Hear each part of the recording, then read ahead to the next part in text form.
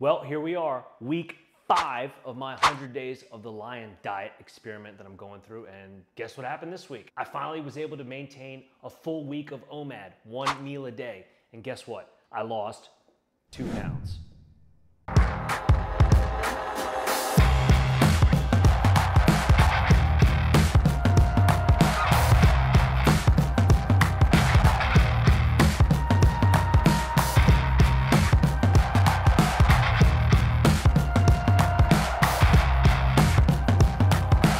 So this is almost the halfway point.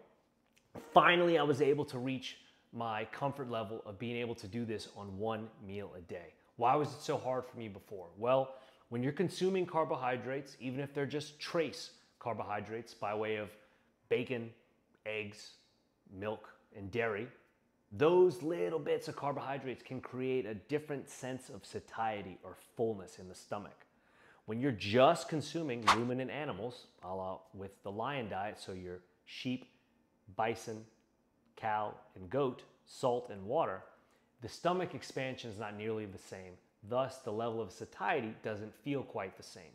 So for those first 35 days on the diet, I was eating a lot. It's sometimes up to 5 pounds of meat a day, 4, 5, 6,000 calories a day, and still didn't feel like I was full enough, or I was having to eat that much in order for me to feel like I was incapacitated so that I wouldn't succumb to temptation or break on the diet. I was literally using overfeeding, overeating to keep my temptations at bay. However, my goal was to eventually be able to do this OMAD, 1 meal a day. And finally, after 35 days, I felt comfortable enough, confident enough, and I was able to do it. Because it's not about rising to the level of our goals. It's about falling to the strengths of our systems. And I didn't have a system in place. I underestimated this adversary, the diet. I overestimated my confidences, me. And sure enough, I got beaten more than once. It was tough. It is tough. But like I said, finally, after 35 days, I got comfortable enough to go into this OMAD, or 1 meal a day, at a calorie deficit. 2 pounds per week calorie deficit, which for most people is the most extreme version of the deficit, which for me is what I like to call the super shred, is when I go into an OMAD, 1 meal a day, while being at a 2 pounds per week calorie deficit. And finally, I got a full week under my belt this past week, week number 5 of the Lion diet. The real struggles from the week were which foods to eat. Do I want to use my allotment of calories or my 1 day, or rather my single meal for the day on this type of food or this type of food? So there's a lot of experimenting. Which one makes me feel the most full?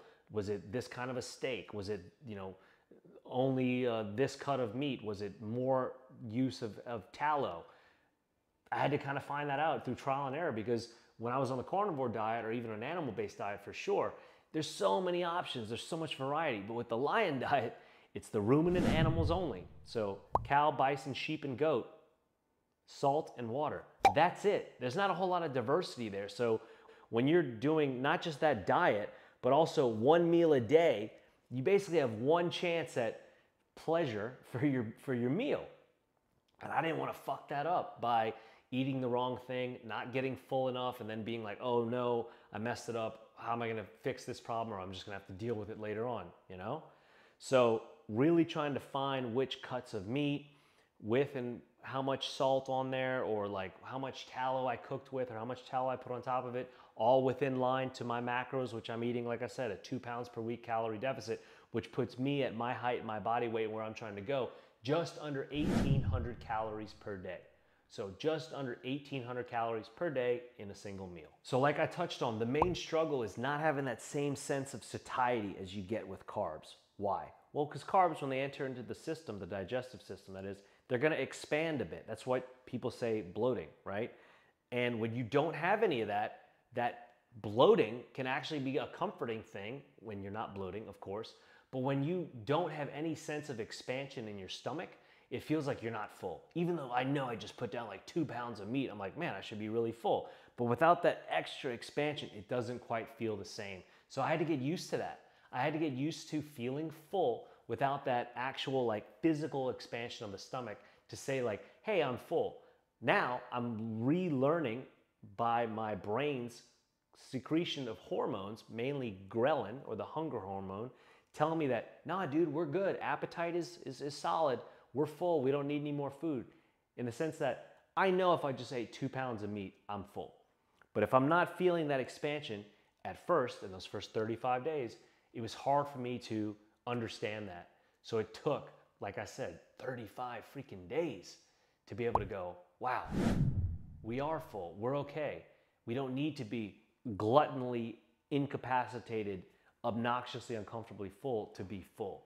That's how much I had scarred myself in the past with binge eating. That's how much I had pushed my threshold or comfort level of what I thought I needed to be or feel like in order to be satisfied.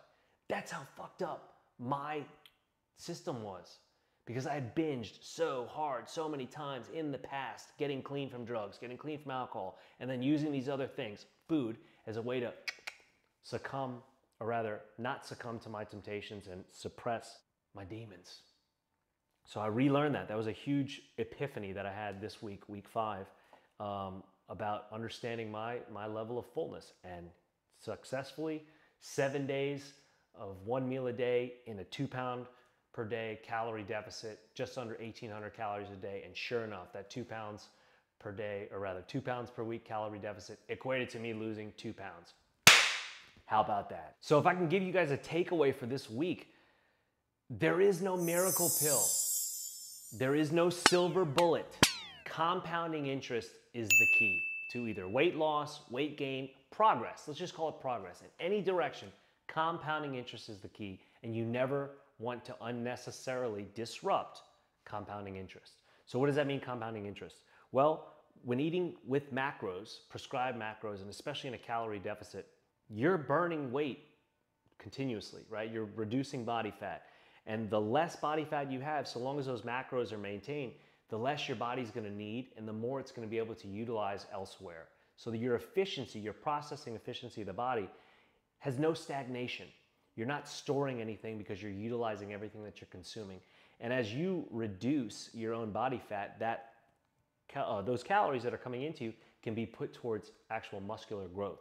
So when people think about, well, I'm not gonna preserve lean body mass and I'm just gonna start burning away too much tissue. No, dude, not at all. If you totally plunge and eat way too few calories, then yeah, you can definitely lose that and you'll start, becoming catabolic and your muscles essentially eating themselves to feed your body. But as long as you're just giving your body enough to what it truly, truly, truly only needs, you're not gonna lose any of that, but rather you're gonna burn the body fat, and then as you start to lose more weight, you're gonna take more of those calories that you're consuming and actually put them forward to use for muscular growth.